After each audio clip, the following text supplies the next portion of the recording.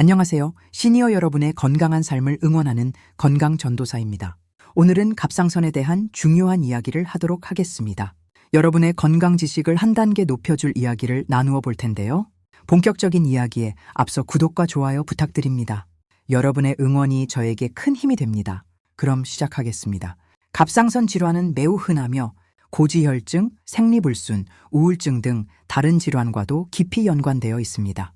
많은 분들이 갑상선에 대해 잘 몰라 문제를 키우는 경우가 있어 오늘은 갑상선을 전체적으로 이해시켜 드리고자 합니다. 갑상선은 목 앞쪽의 나비 모양으로 위치합니다. 이 위치가 중요한데요. 현대인의 구부정한 자세나 거북목은 갑상선을 압박하여 혈액 및 림프 순환을 방해할 수 있습니다.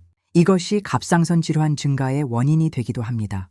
갑상선은 우리 몸의 사령부인 뇌하수체의 신호를 받아 작동합니다. 우리 몸의 모든 호르몬은 시상하부와 뇌하수체에서 시작되어 마치 오케스트라처럼 서로 유기적인 하모니를 이룹니다. 어느 한 호르몬의 불균형이 다른 호르몬에도 영향을 미치기에 갑상선 질환을 이해하려면 이 호르몬들의 연계를 아는 것이 중요합니다. 그렇다면 갑상선은 우리 몸에서 어떤 핵심적인 역할을 할까요? 첫째, 천 조절입니다. 갑상선은 우리 몸의 연탄 구멍처럼 천을 조절하며 이는 생명 유지의 필수적인 기능입니다. 둘째, 임산부와 태아 건강에 매우 중요합니다. 갑상선은 태아를 따뜻하게 보호하고 정상적인 성장, 특히 뇌 발달에 결정적인 역할을 하므로 임신 전 갑상선 기능 관리가 필수적입니다. 셋째, 콜레스테롤 조절에 깊이 관여합니다. 갑상선 기능이 저하되면 콜레스테롤이 세포로 제대로 흡수되거나 배출되지 못해 고지혈증으로 이어질 수 있습니다.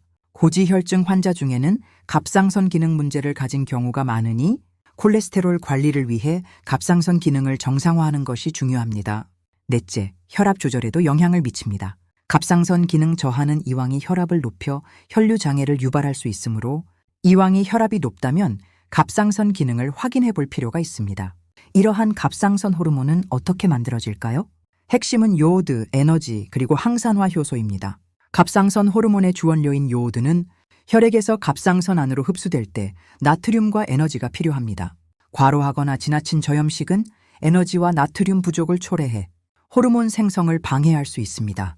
또한 호르몬 합성 과정에서 활성산소가 발생하는데 이를 제거하려면 항산화 효소가 필수입니다. 만약 몸속에 염증이 많거나 항산화 효소가 부족하면 활성산소가 축적되어 갑상선 염증이나 결절이 생길 수 있습니다.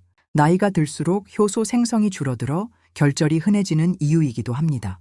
여기서 한 가지 더 중요한 점은 요오드 외에도 셀레늄, 아연, 비타민 D 같은 미량 영양소들은 갑상선 호르몬의 합성 및 활성화에 필수적인 요소로 최근 그 중요성이 더욱 강조되고 있습니다. 모든 영양소는 부족도 위험하지만 과잉도 독이 될 수 있습니다. 특히 요오드는 과잉 섭취 시 오히려 갑상선 자가면역 질환을 악화시킬 가능성이 있으니 주의가 필요합니다. 셀레늄, 아연, 비타민 D는 혈중 농도 검사 후 보충하는 것이 가장 안전합니다. 예를 들어 셀레늄은 브라질너트 하루 1, 2알, 아연은 굴, 비타민 D는 연어를 통해 섭취할 수 있습니다. 반드시 혈중 농도를 확인하고 전문가와 상담 후 보충하는 것이 좋습니다. 갑상선은 주로 예비선수인 T4 호르몬을 만들고 이 T4가 간과 장에서 활동형인 T3 호르몬으로 전환되어 우리 세포에서 작용합니다. 따라서 갑상선 기능에는 간과 장 건강이 매우 중요합니다. 간 기능이 떨어지면 T4가 T3로 잘 전환되지 않거나 오히려 기능을 막는 리버스 T3가 과도하게 생성되어 갑상선 기능 저하와 유사한 증상을 유발할 수 있습니다. 단백질 또한 호르몬 운반에 중요하니 충분히 섭취해야 합니다. 최근 연구들은 장내 미생물 불균형, 즉 장누수 증후군 등이 갑상선 자가면역 질환의 발병에 영향을 미칠 수 있음을 시사합니다. 건강한 장은 T4, T3 전환뿐 아니라 전신 면역 균형 유지에도 중요한 역할을 합니다. 갑상선 옆에는 부갑상선이 있는데 이는 우리 몸의 칼슘을 조절하는 중요한 기관입니다. 갑상선 수술 시 부갑상선 제거 여부를 확인하고 만약 제거되었다면 저칼슘 혈증 예방을 위해 반드시 칼슘을 보충해야 합니다. 갑상선 기능 항진증과 저하증은 모두 자가면역 질환의 일환입니다.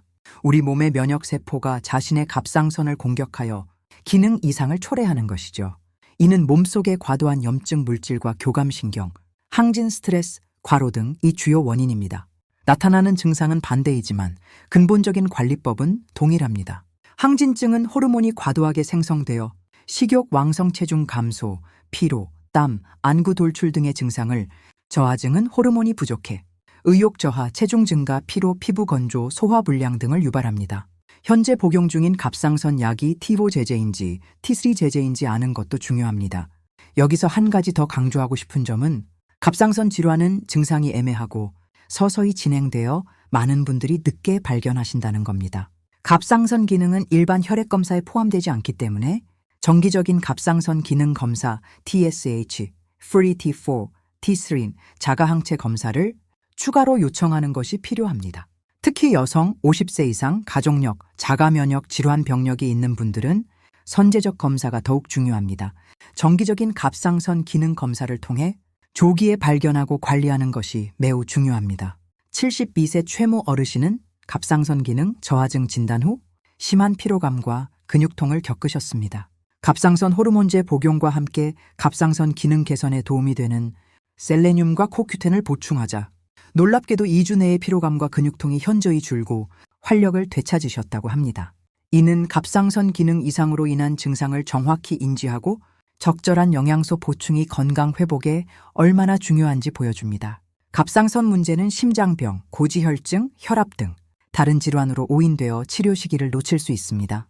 갑상선만 제대로 관리해도 다른 문제들이 함께 해결되는 경우가 많으니 정확한 이해가 중요합니다. 마지막으로 갑상선 건강을 위한 핵심 솔루션입니다. 첫째, 요오드와 경쟁하는 할로겐족, 불소, 염소, 브롬의 노출을 줄이세요. 이들은 일부 음식, 환경 오염 물질, 합성 화장품 등에 존재할 수 있습니다. 환경 호르몬으로 불리는 내분비계 교란 물질 또한 갑상선 건강에 영향을 미칠 수 있습니다. 둘째, 염증 관리가 필수입니다. 튀긴 음식, 인스턴트, 커피, 술, 담배 등 염증을 유발하는 식습관을 개선해야 합니다. 70세 최모 어르신은 평소 가공식품과 단 음료 섭취가 잦았는데 건강검진에서 갑상선 자가 면역 수치가 높게 나왔습니다. 염증을 유발하는 음식을 줄이고 채소 위주로 식단을 바꾸자 3개월 만에 갑상선 염증 수치가 안정되고 만성 피로감도 개선되었다고 합니다. 이는 식단 개선이 갑상선 자가 면역 관리에 얼마나 중요한지 보여주는 좋은 예시입니다. 셋째, 체액 관리가 중요합니다. 지나친 저염식은 호르몬 생성에 필요한 나트륨 부족을 초래합니다. 넷째, 스트레스 관리가 핵심입니다. 과로, 수면 부족 등은 세포 수준에서 교감신경을 항진시켜 염증을 증가시키기 때문입니다. 또 다른 사례로 55세 최모님은 극심한 업무 스트레스로 인해 만성 피로와 함께 갑상선 기능 저하 증상이 나타났습니다. 스트레스 호르몬인 코티솔의 만성적인 분비가 갑상선 호르몬 균형에 영향을 미칠 수 있음을 인지하고 약 복용과 함께 명상, 충분한 수면 등 스트레스 관리법을 실천하자 갑상선 기능 관련 증상들이 점차 개선되고 활력을 되찾았다고 합니다. 갑상선 건강을 위한 또 다른 중요한 핵심은 장 건강 관리입니다. 68세 최모 어르신은 꾸준히 건강 관리를 하시는데도 갑상선 기능 저하 증상 추이탐, 무기력감이 잘 개선되지 않아 고민이셨습니다.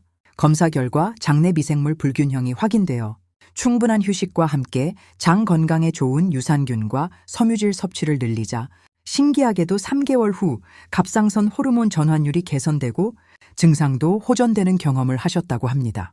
이 사례는 갑상선 건강에 있어 간뿐만 아니라 장 건강이라는 근본 요소가 얼마나 중요한지 시사합니다. 그리고 운동의 중요성도 빼놓을 수 없습니다. 가벼운 걷기, 스트레칭, 근력 운동과 같은 적절한 운동은 갑상선 호르몬 활성화에 도움을 줍니다. 또한 운동은 스트레스 호르몬인 코티솔을 낮추는 최고의 방법이며 몸의 면역 균형과 염증 조절에도 꼭 필요한 부분입니다.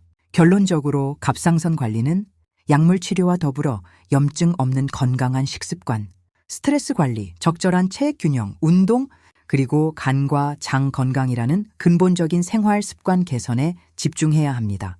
몸은 다 연결되어 있기에 이 기본에 충실하는 것이 갑상선 건강을 지키는 가장 현명한 방법입니다. 갑상선 건강은 평생의 동반자입니다. 하지만 여러분의 작은 변화 하나하나가 건강을 되찾는 시작입니다. 지금부터라도 절대 늦지 않았습니다. 건강은 작은 실천에서 시작됩니다. 오늘 전달드린 정보가 갑상선 관리에 큰 도움이 되셨기를 바라며 다음 시간에도 더 유익하고 알찬 정보로 찾아오겠습니다. 항상 건강하고 행복하세요. 건강전도사였습니다. 감사합니다.